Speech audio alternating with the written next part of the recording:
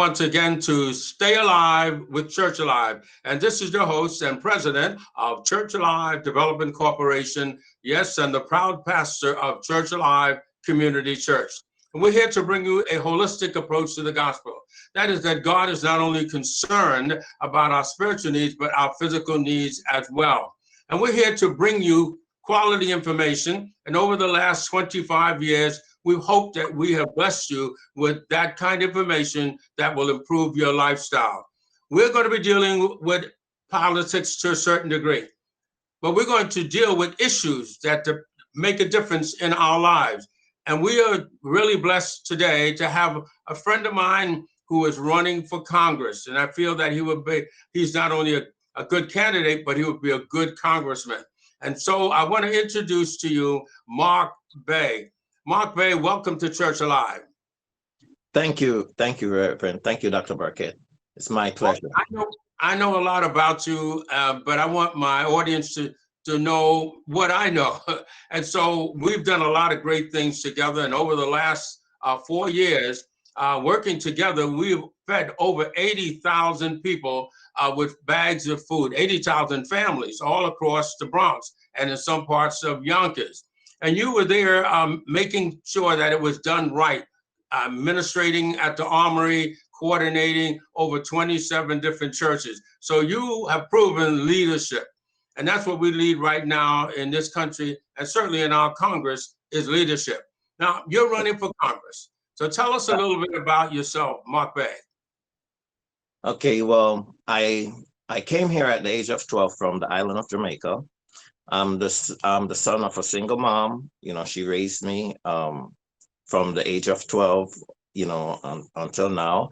I went to school here in the Bronx. I went to Walton High School. I went to Bronx Community College and Lehman College. I stopped doing college and decided to open up my own business. I opened up my business. I've been doing business here in the Bronx for about 26 years.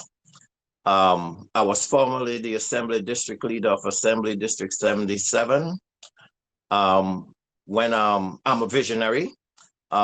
When I first came to open up my business in the South Bronx, that was 1994, 1995. I remember when I came, the fax, people was paying $6 and $9 for a fax, and I thought that was mind-boggling because a fax is simply a phone call.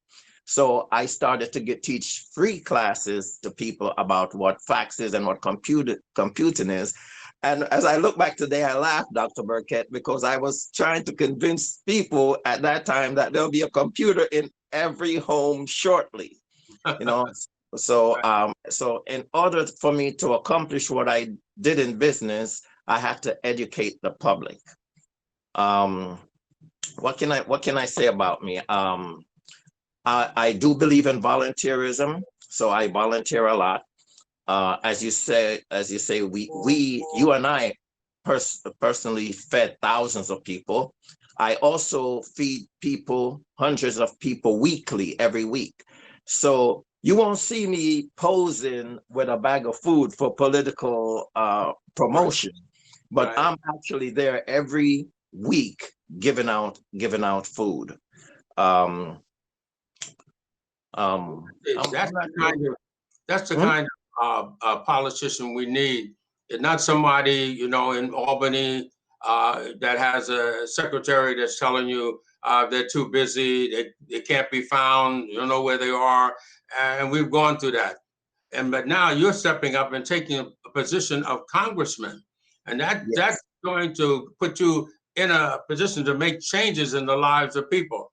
I want to ask you some questions about changes, things that need to be adjusted. Now, we know we have Black Lives Matter, All Lives Matter. We're in the middle right now of change in this country. And we have making stands for things that have been corrupt and wrong, and many times lives of people have been violated because of the corruption. And it really starts from the White House all the way down. We need new congressmen, we need a new council person, and certainly we need a new president.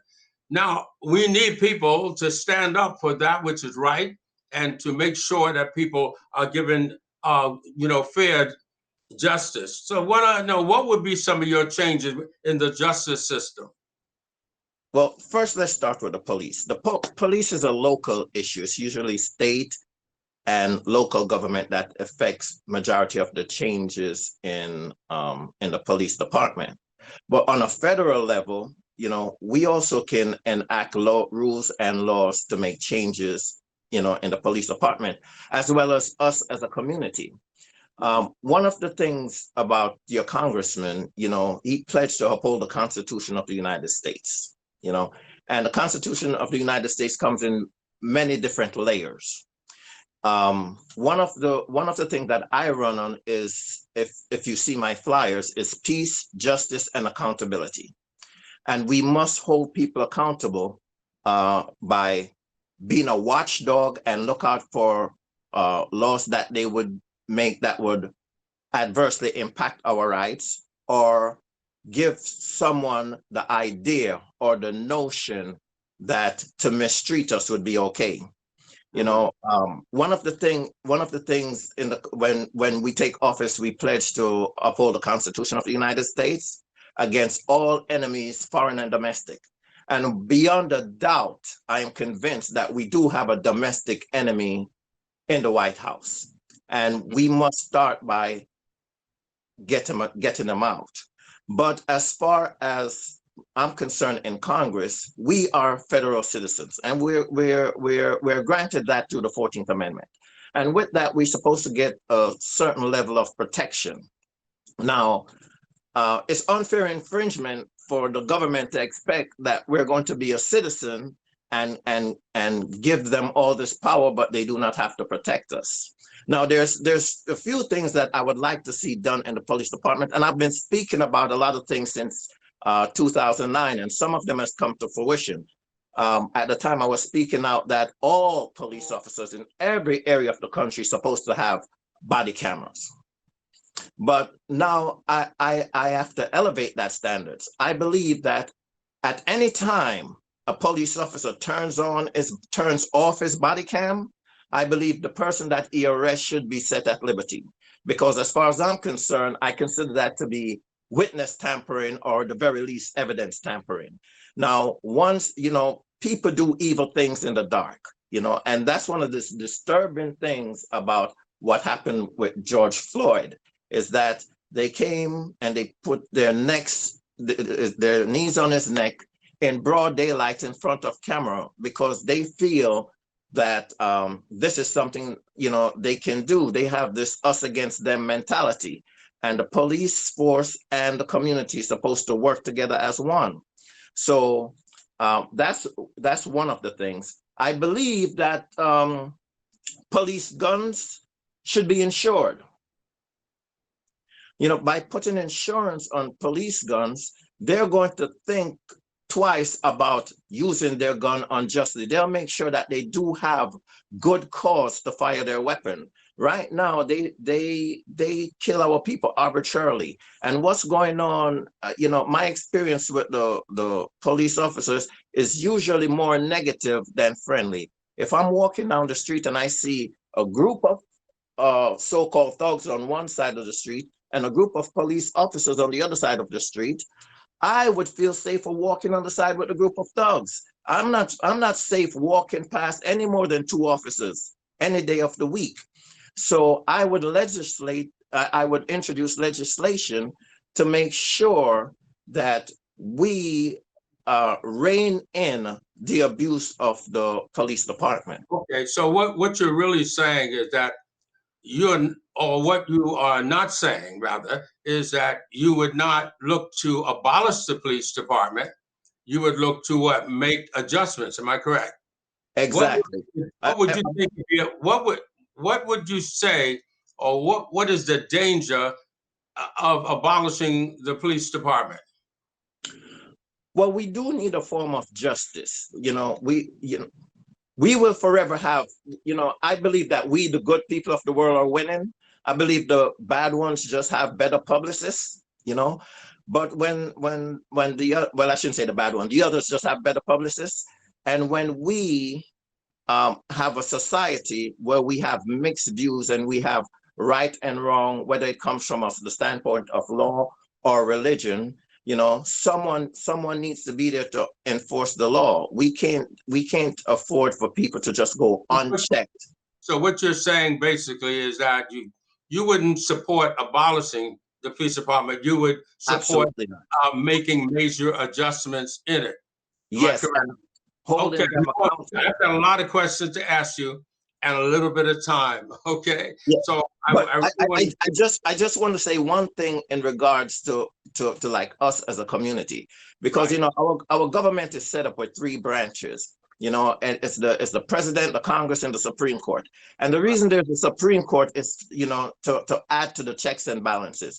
And if one or the other does something that is unconstitutional, we take them to court, and there's a financial penalty should they violate our rights. The same should be done with our police department. If their rights is violated, us as a community, we need to actually establish a system where when wrong is done, there is a financial consequence to it, you know, and the benefit should go to the victim, and it should also go into a pool that is going to address the issues of those who can't afford it.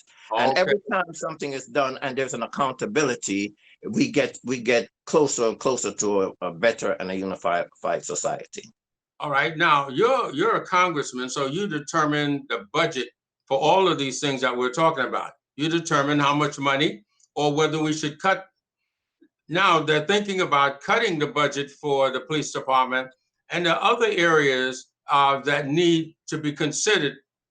And I would like, since you are a Jamaican and you obviously, you know, came to this country, parents came to this country, there is a forgotten, I would say, a forgotten group of people that has been downtrodden and probably abused more by this president than anyone else, and that's the immigrants. Okay, what would you say to the immigrants that would considering voting for you?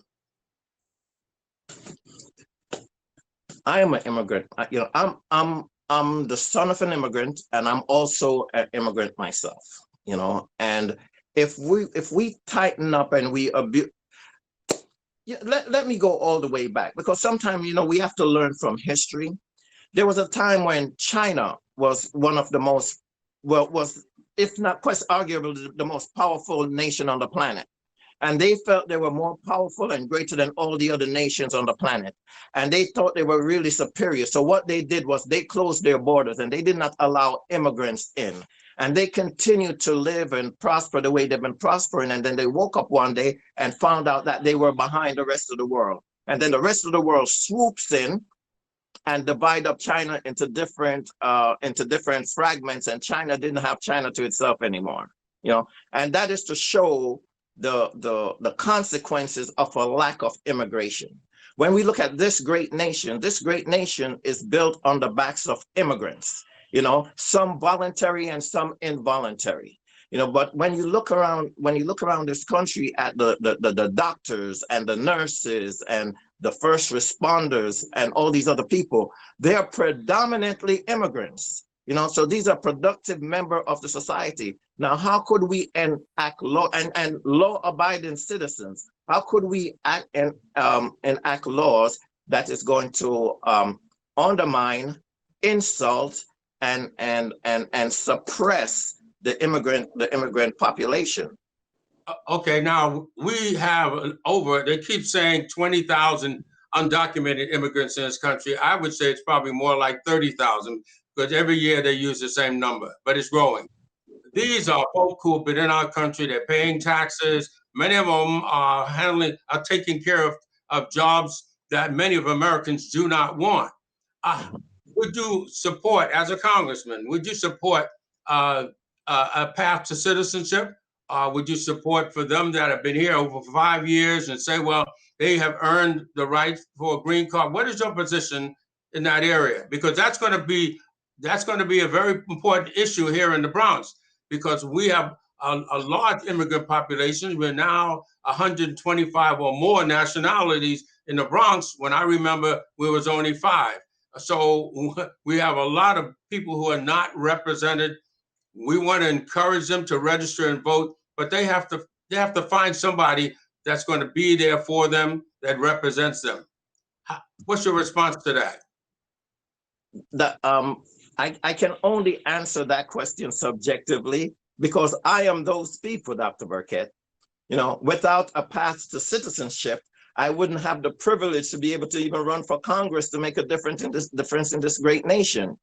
A path to citizenship is a necessary vehicle to give hopes to the immigrant, and it also encourages them to produce for this great nation. And it's because that exists why we have so many inventions, why we have so many the healthcare industry, even though they're struggling under this COVID crisis, is able to perform. Without immigrants, the hospitals probably would drop to probably down 90%.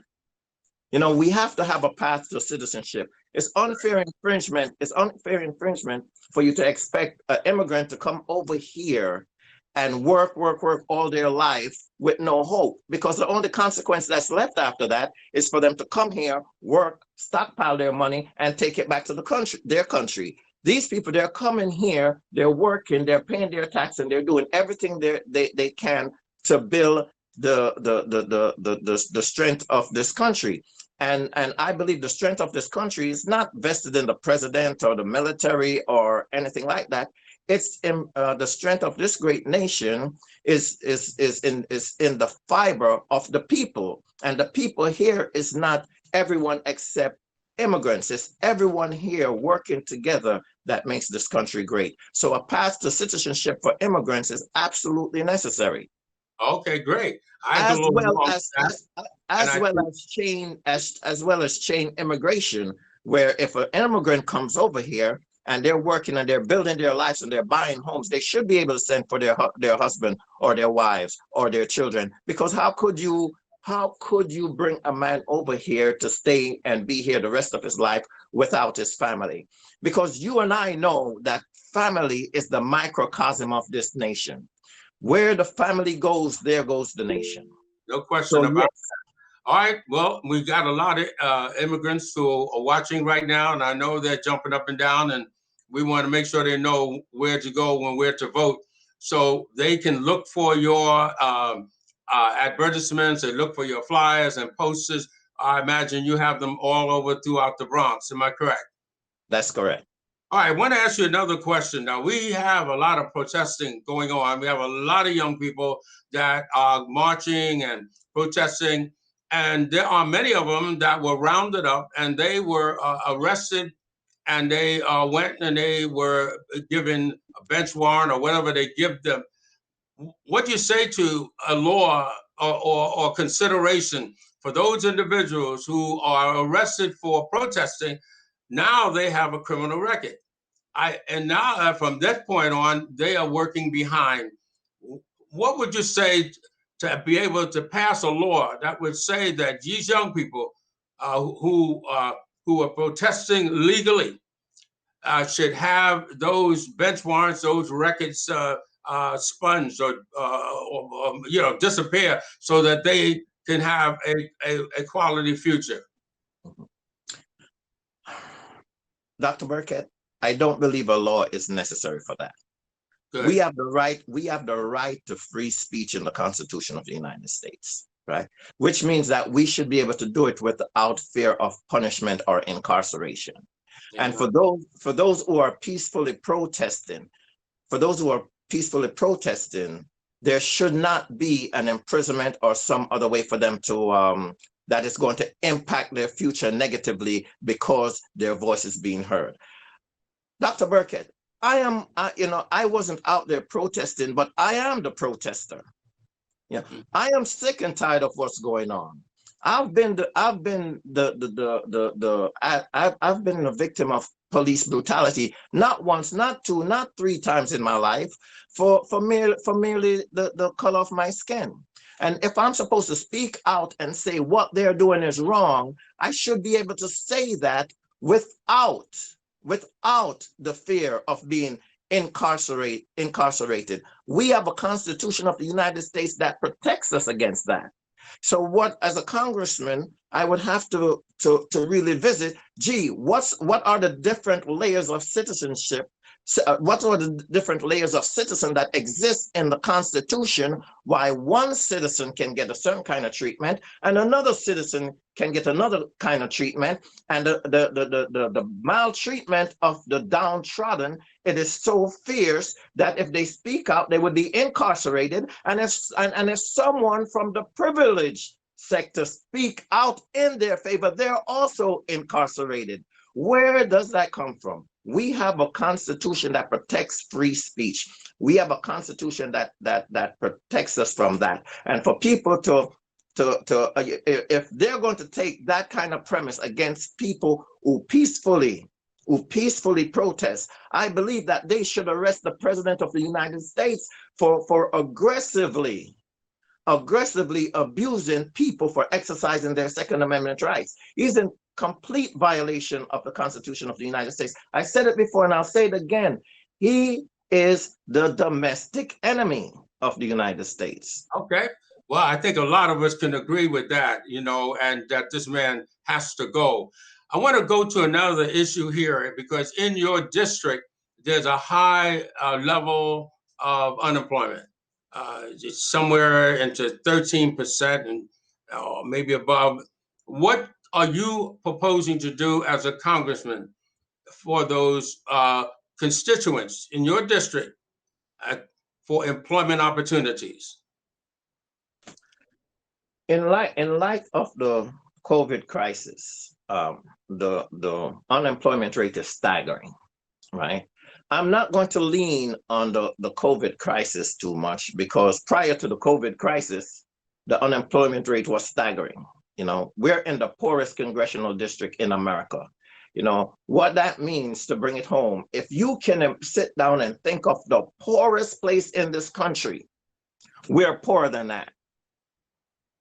So one of the things the federal government can do to help boost employment is to fund more infrastructure, not to bail out big business. I'm a businessman, Dr. Burkhead. One of the things I do as a businessman is I plan for emergencies, and I take insurance out for emergencies. And when emergencies happen, that's what my insurance is for. I'm not supposed to go to the government, for a bailout, and then they bail out these big business, expecting they're going to hire people, and evidence shows that that is not happening. Yes, there are some exceptions with the auto industry where they bail them out, and that helps save jobs. But other than that, there is no proof that bailing out big business boosts employment. Now, it's insulting that they give big business trillions of dollars, and then they gave us as citizens $1,200.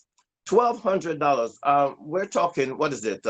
April, May, June. 3 months. What can $1,200 do in a family? Let's say it's a married family. What can $2,400 do in a married family for 3 months? Mr. Bay, we're coming to the close of this first segment, and I want to conclude on what we talked a little bit about, and then get back to it in detail in the second segment. All right, but you mentioned jobs, and I know you have some ideas, and just 1 minute, tell us introduction to the second part, where we're going to go into what kind of jobs can be developed. So we got 30 seconds for you. Okay. I'm responding to your question on the jobs. Yes. Yes. Well, infrastructure is a wide range of jobs. But other than infrastructure, what I can do as the Congress is fund education, so that there are more training, so that our people can be positioned into better jobs. I'm a homeowner, and there are lots of jobs that's out there that there's certain sector of society knows out to go for. We fundamentally, we want our kids to be lawyers, doctors, and so forth such. But we'll forever need plumbers who make more money than some doctors. We'll forever need engineers. you know, and we need to fund the education to train people, not just for the job that required a high degree, but for some of the jobs that help the system function. And we're losing a lot of people in that area because they no longer have the proper training to go after these jobs. And these jobs are there and they're available. And what we need to do is to train, is to have the funding to train these people. I've seen a gentleman, he comes to my house and he just like surveys my house, and he makes like $13,000 just to come there and do that. Our people don't know these jobs and they're not trained to go after these jobs. We're supposed to put our people more into finances. That's where serious money is. You know, and it's not to take away from the first responders and the doctors and the different jobs that you go for the degree, but this country has to run and somebody has to do the work. Okay, you know, we're going to come back they can do that. We're going to come back in the next segment and go over some very important areas in your congressional district. And I know that folk will be anxious to hear about a number of issues and situations. The health of your district is really the poorest out of all the districts here in the state of New York. We're going to talk about the health conditions. All right, we'll be right back in just a few minutes. So stay right there, folks, for part two. Tonight and day, in you I live, in you I move, in you I have my being. In you I live, in you I move, in you I have my being. As I live my life day after day, I'll stand on your word. As I acknowledge you in all my ways, I am never alone. As I listen and I hear you speak, your words convey a message to me. In you I live.